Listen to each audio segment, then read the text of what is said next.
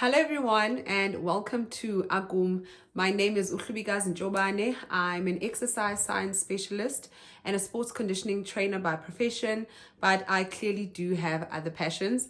On this channel, I seek to do what I call education without exclusion, and that basically means I cover various topics and I speak on the information and the science that I find behind them based on facts and the information that I found. So with that said, let's get into the video.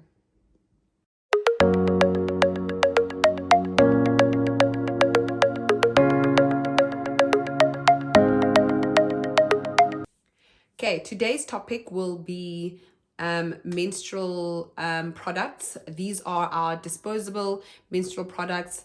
These are what I normally call sort of our like mainstream or traditional products, or the most accessible and easiest products we have at our disposal. These products are mainly, how can I put it? Yeah, so they mainstream, they're more commercial. These are the products that we've heard the most, seen the most, and probably don't even know that much about. So in the rest of the video, I will be looking at these products from 2 points: the effect that they have on our bodies, that's the first one, and the second one, the effects, or rather the impact that they have on the environment. So let's first look at the products that we have, and then we'll sort of speak on each one, and then collectively at the end in those two topics respectively. So the first one that I have is probably the most popular and definitely the one I've used first, which is a pad. This is an always pad. I bought this pink one because this is the last one. This is the last one I had used. I think it used to come in a peach packet, but now it comes in a pink one. So this is just your standard normal pad. And then we also have tampons, okay, from different companies. So we have our different tampons, and then we have panty liners. So these three are probably the top three main products that you will find on the shelf and being advertised on TV as well. So if we look at how these materials, or the material that is used to make these products, so let's look at the biological factors of how these materials affect our body. So not even looking too far, I remember when I used to use a pad, I always used to get this horrible rash. Okay, so I used to always get a rash like sort of like at the bottom of my bum. So it wasn't so much at the front, but definitely at the back, you know, from the back of the pad. And that's obviously because these are made out of mainly plastic and some other material, but most of the parts are made out of plastic. And one of the biggest things with plastic is that it's not always very breathable.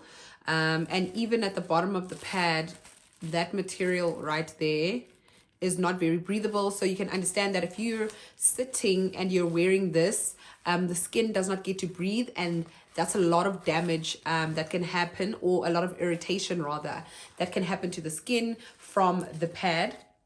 And panty liners aren't as irritating simply because they're so much smaller. But I definitely remember getting a lot of irritation from my pads. And then the second thing with the pad was I always experience leaking, especially at night. I know they've made those longer ones now, but at night you always experience quite a bit of leaking. But that was one of the main things that I suffered from. But looking at a lot of the research and how pads are made, there's actually a lot of chemicals, pesticides, chlorine, and bleaching products that are put or that are used in at the factories when manufacturing these products. And that's because some of the particles, which I'll do in a separate video, what materials are actually used to make a pad. Some of the materials, obviously you can see how white these products are. Okay, So we'll use this one with the see-through. You can see how white these products are. And when they're harvesting or using some of these materials, you can actually see how these materials weren't as white before, and then they had to use bleach and chlorine and other chemicals to make them as white as we get them, as white as we see them, as white as we see them. Then the second thing is that hygienically, like how do they keep these products, clean and safe to use? And now the problem is that because there will always be small traces of these chemicals on the product, when there's blood or moisture or wetness that comes into contact, you can see how some of these chemicals are then released, obviously on a very, very small percentage or small amount, how those chemicals can then come into direct contact with the skin. Direct contact with the skin, especially when there is some moisture there and there's a little bit of wetness. That will mainly be your panty liner and your pad. So let's look at the tampon. Obviously, the tampon is a product that you insert inside your body. I've probably used tampons longer than I did pads. Maybe I used pads for 4 or 5 years, and then for the last about 7, 8, maybe even 10 years, I've been using tampons, simply because they are a lot more convenient. They go inside, they absorb what they need to absorb. I experienced a lot less leakage when I was using tampons. However, I made the switch from tampons to menstrual cups because of what I started experiencing towards the end of my period. So I think the beginning of last year, I was finding that towards the end of my period, so one side, especially like that second to last day, when your period has slowed down significantly, I'd find that there was blood absorbed on the one side, but there was always some like discolored discharge on the other side of the tampon. And for me, it was always like a greeny tinge to it.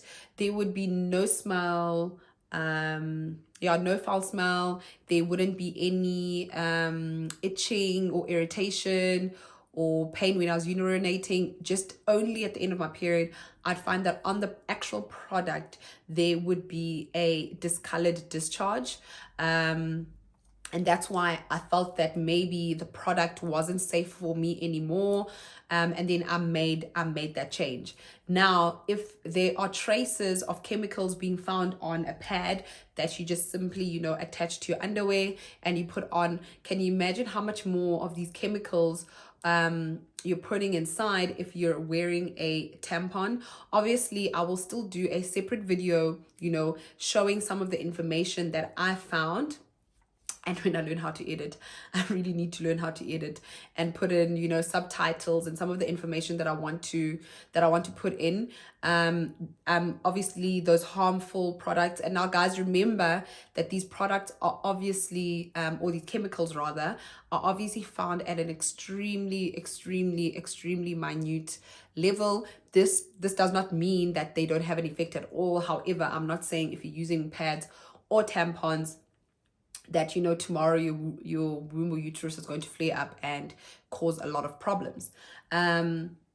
With that said, now let's look at the effects that these products have on the environment. So as I mentioned earlier, these are largely made out of a lot of plastic and non-biodegradable products. Okay, so some of the material that is used in the pad is non-biodegradable. So if we look at plastic takes about 500 years to decompose.